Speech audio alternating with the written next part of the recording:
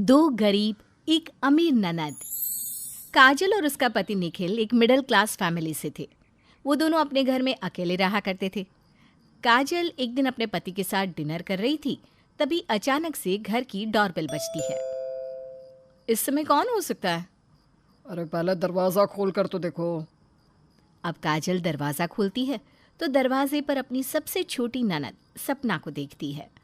सपना को इतनी रात में बैग के साथ देखकर काजल हैरान हो जाती है। अरे सपना, तुम इतनी रात को यहाँ? काजल के इतना बोलते ही सपना रोती हुई घर के अंदर आ जाती है और अपने भाई को गले से लगाकर उससे कहती है, भैया अब मुझे अपने ससुराल नहीं जाना, वहाँ मेरी इज्जत ही नहीं है। मैं अपने ससुराल में बिल्कुल भी खुश नहीं हूँ भैया। अरे बात क्या है सपना? भैया मेरा ससुराल बहुत गरीब है। मेरा अपने ही ससुराल में अब दम घुटता है। मेरे पति भी काम नहीं करना चाहते और मेरी सास हर समय मुझे ताने मारती रहती है। सपना, ये कौन सी बात हुई?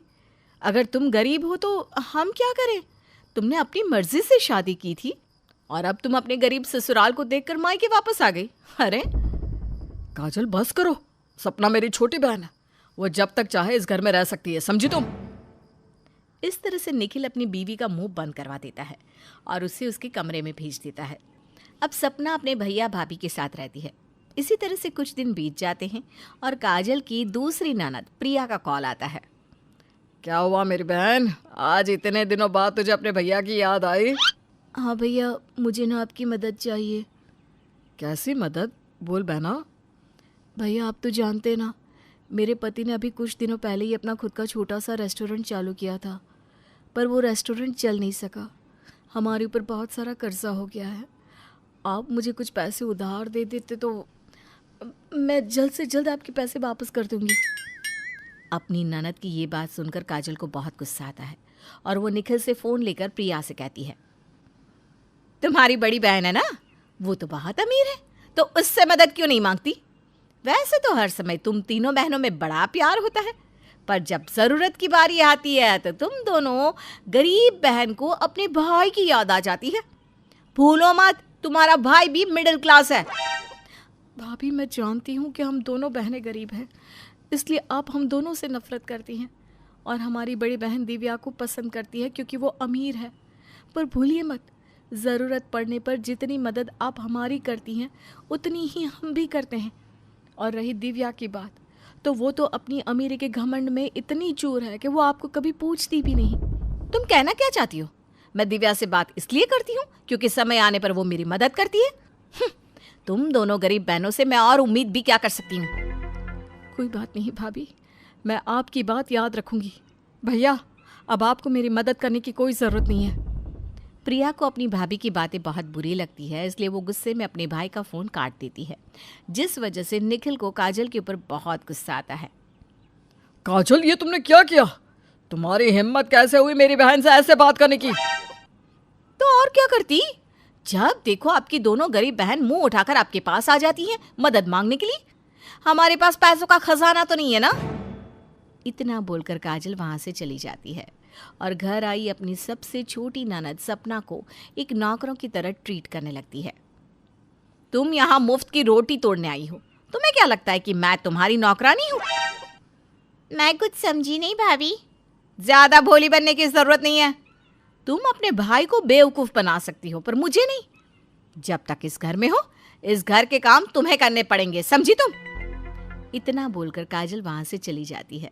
बेचारी सपना, क्योंकि वो गरीब थी और उसकी मदद उसके भैया भाभी कर रहे थे, इसलिए वो अपनी भाभी को कुछ नहीं कहती और उसकी कही सारी बातों को चुपचाप मानती है। तो वहीं दूसरी ओर काजल हर समय दिव्या को खुश करने में लगी रहती। अरे समीर ज़ादी को क्या हो गया? आज फ़ोन क्यों नहीं उठा रही मेरा? अरे किसको फ़ोन कर रही हो? कौन तुम्हारा फ़ोन नहीं उठा रहा? दिव्या को फ़ोन कर रही हूँ। देखो ना, 2 दिन हो गया उससे बात नहीं हुई। आप तो जानते हो ना दिव्या कितनी अमीर है और अमीर लोगों से ना हमेशा बना कर रखनी चाहिए। मैंने तुम्हें कितनी बार बोला है ना, दिव्या से दूर रहा करो। या अमीर किसी के सगे नहीं होते।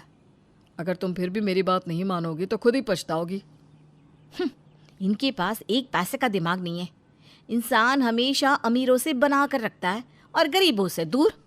पर इनकी अक्ल पर तो पत्थर पड़े जो ये अपनी दोनों गरीब बहनों पर जान लुटाते हैं, तो वहीं अपनी अमीर बहन से अंतर बनाकर रखते हैं।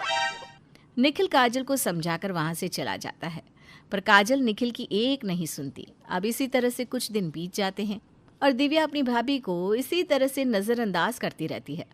ऐसे ही एक दिन काजल मार्केट जाती है तो उसकी नज़र दिव्या पर पड़ती है। दिव्या को देख काजल जल्दी से उसे फ़ोन करती है। अब दिव्या, कहाँ हो तुम? मैं तुम्हें कुछ दिनों से फ़ोन कर रही हूँ, तुम फ़ोन ही नहीं उठा रही। क्यों, क्या हुआ? सब कुछ ठीक तो है ना? अभी तो सब कुछ ठीक है। दरअसल मैं अभी आउट ऑफ इंडिया हूँ, इसलिए मैंने आपका फ़ोन नहीं देखा।